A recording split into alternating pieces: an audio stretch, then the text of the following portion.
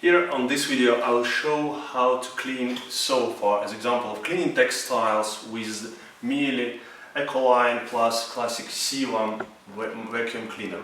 So as you can see, I've put the cleaning mode on the textiles, one of the 6 icons over here, and I will be using this kind of nozzle to clean the grain that gets put on my sofa.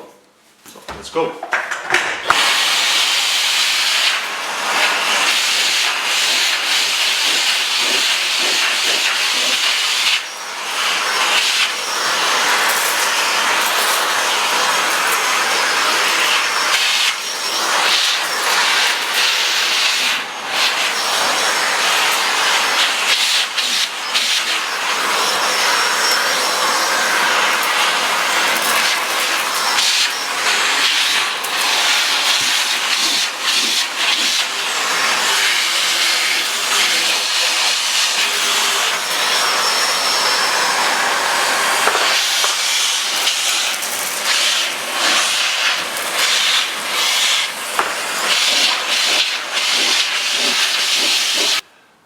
Alright, let's see if anything stayed there. So I'm putting my hand and trying to see if there are any grains. No, it's completely empty.